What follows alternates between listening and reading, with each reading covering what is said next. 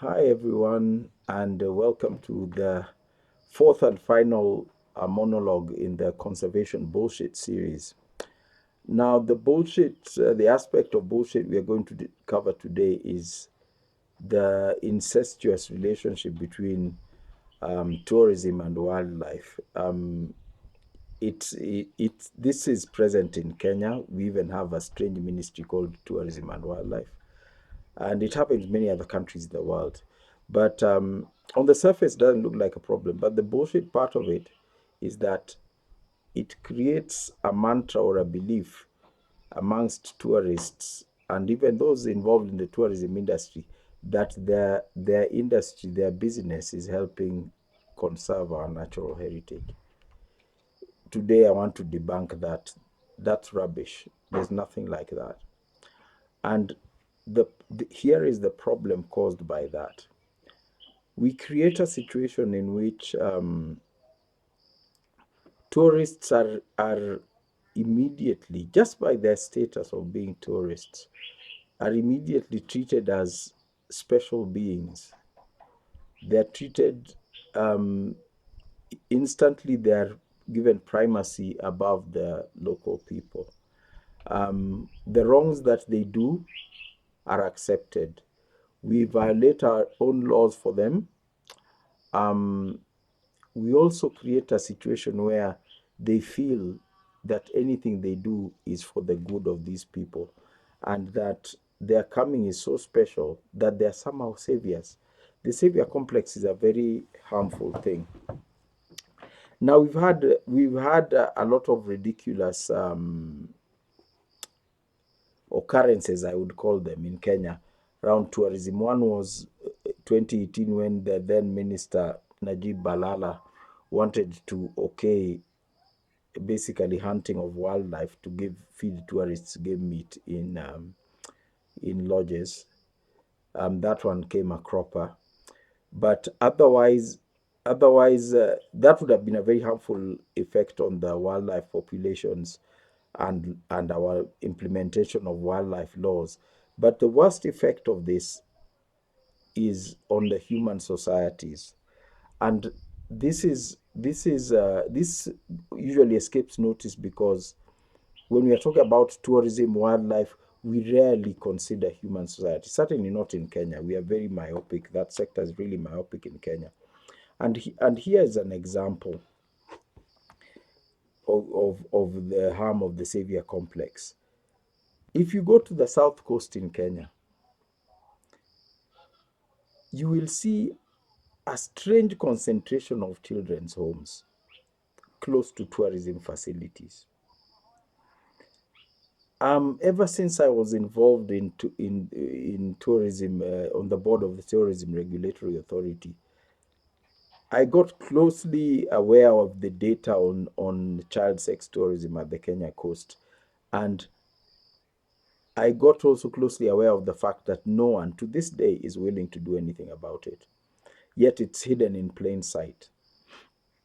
The children at these orphanages in quotes, are mostly not orphans. They're delivered there by their parents who are only too happy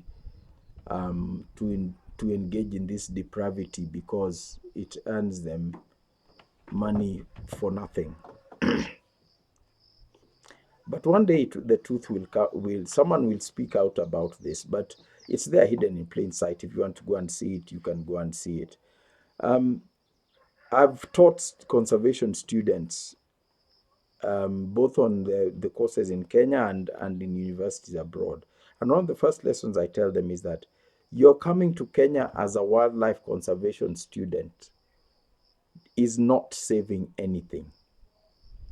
You are coming to learn, you're coming to build yourself, expand your horizons, but you're not saving anything.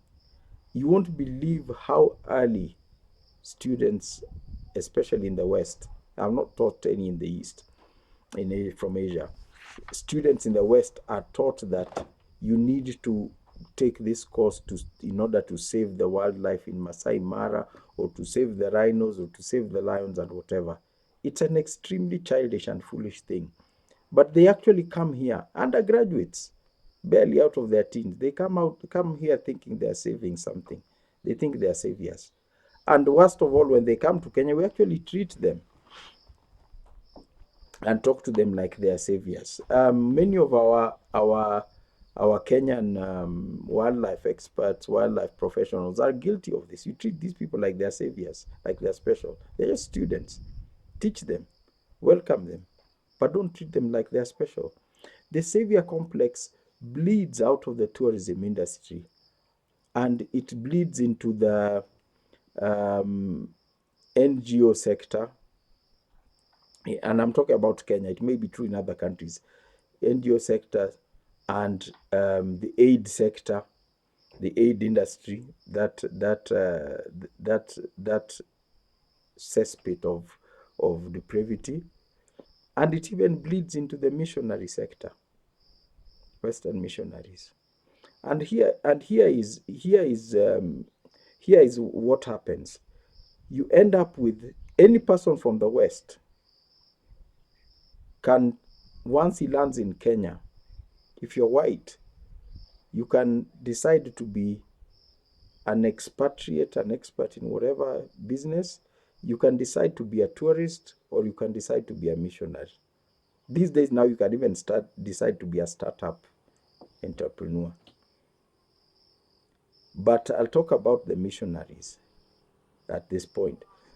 We have had several cases in the past decade or so that many have come to the press. There have obviously been several even before then, but in the past decade or so, several cases have come up where missionaries are involved in sexual abuse of children in Kenya. There was this Gregory Dow who was running a children's home somewhere in Kericho. Kericho is in the Western Rift Valley of Kenya. And they were convicted, he and his wife were convicted of sexually abusing several children over many years. But here's the clincher. Their conviction was not in Kenya. Their conviction was back in the United States. Yet their activities in Kenya had been known amongst local people for years.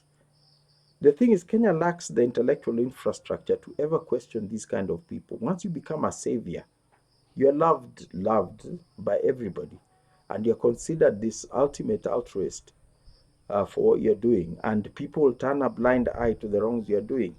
There was one Simon Harris, a British missionary in Kiambu, who was also running a children's home for street kids and sexually abusing these kids. Again, convicted in the UK, but never once arrested or tried for these activities in Kenya. Um, we also have one Matthew Durham, who was a young man from Oklahoma, abused several young girls, again calling himself a missionary, some young boy calling himself a missionary, abused several girls in an orphanage around 2015, 2016 in Kiambu, again convicted back in the US, not in Kenya. I mean, we can go on and on and on with these cases. Even if we get even out into the external military involvement in African countries, we've had several abuse cases, even murder, like by British Army soldiers in Laikipia, not far from where I live. But these have only come to trial in their home countries. We've never, we do not have the sort of moral stroke intellectual fiber in Kenya to hold white Westerners to account for these things. And that whether we like it or not, that is drawn from our obsession with tourism, our obsession with the white gaze, and our obsession with only seeing ourselves through the eyes of white saviors, seeing ourselves as subjects for salvation, or seeing the white gaze turned upon us as favor turned upon us. It's a very difficult thing to understand or explain, but it comes from it came from the place it comes from is from conservation. It comes from the wildlife thing. My previous monologue on this was about the bullshit around someone saying, I love Africa, I love Kenya, I love Masai Mara, I love Serengeti, I love elephants, I love aardvarks or jackals or whatever particular species. And I said, these are red flags. These are things that point to moral malaise. We often hear of someone saying, I fell in love with Kenya. How do you fall in love with Kenya? Kenya can't love you. Kenya doesn't love you. You can find Kenya very comfortable. It's a beautiful country and all that, and you can even decide to stay here. But don't say I fell in love with Kenya. When you start saying I fell in love with Kenya, that's to me those loving aspects of our homeland are always red flags to me. It's an alarm bell goes off in my mind whenever someone starts loving these inanimate, expressing love over these inanimate things. I start worrying because I see them. Next is they see themselves duty bound to save this object of their love. Further afield, we know that there are egregious tales of sexual abuse of children, like by UN peacekeeping troops, Central African Republic, Democratic Republic of Congo, other war-torn areas. That abuse comes from the knowledge or feeling that the person you are abusing has nothing, is desperate, is starving. I can abuse them because I gave them food, or I gave them safety from somebody who wanted to kill them. That kind of thing. It is fine to protect the vulnerable, but the savior complex is the one that makes the protector, turns the protector into a predator. Now, if you look at our back to wildlife and tourism in Kenya, we have several livelihoods and industries. We've got agriculture, we've got manufacturing, we've got scientists like myself, we've got writers, we've got artists, we've got all sorts of things, we've got musicians, all these sort of industries.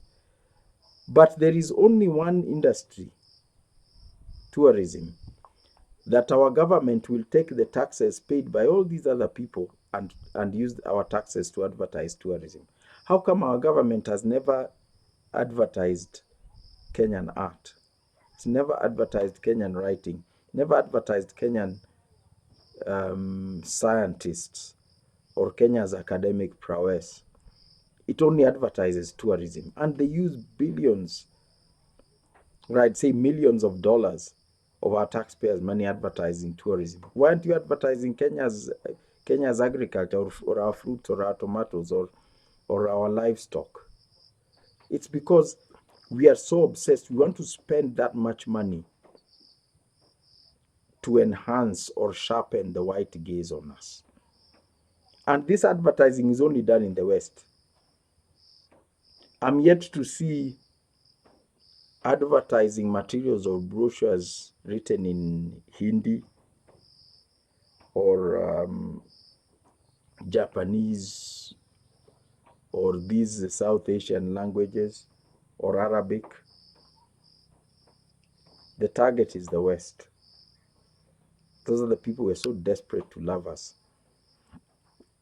And why are we taking taxes paid by a farmer and using it to advertise tourism rather than to use each ministry or industry have its advertising budget? Let the Ministry of Agriculture be advertising the wonderful agricultural produce.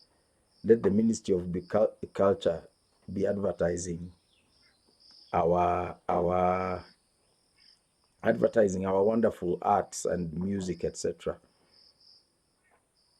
Let the Ministry of whatever, culture and sports, whatever, be advertising our wonderful sports training facilities, those kind of things. But everything is around tourism, because we are cultivating the white savior complex that is such, it's the basis of so much moral depravity that goes on in our country. This is the reason why when we are talking about tourism, it is okay to shoot, to have extrajudicial killings. displacements, and all other rights violations for tourism. No one has ever been shot to make room for a factory to be built. No one's ever been shot to make room for a sports ground or a music venue. But why are we so willing to kill to make room for tourism? Why are we so willing to displace to make room for tourism? This is our obsession with the white gaze, and it comes from basically from Tarzan, and we have to let go of it. And this here, the primary culprit in this is us, Kenya, our society, our government, our ministry, and those who are involved in all this. Now, this is why we have to change the way we have to first see ourselves in a certain way. As an individual, before you leave your house, generally, um, one looks in the mirror as you dress or wash your face or shave, whatever. You look in the mirror and then you get satisfied with, okay, I look okay. Then you walk out into the world or to your office, to school, whatever, where other people will see you. But the primary, you would not have left the house if you are not satisfied with your appearance, you yourself. Then, if someone else compliments you for being smart, whatever, well and good. But you are the primary. Kenya must be, first of all, form self perception. And probably other countries are also guilty of this. But Kenya is my country. We must first form a healthy, coherent self perception before we go out bandying about how people should perceive us.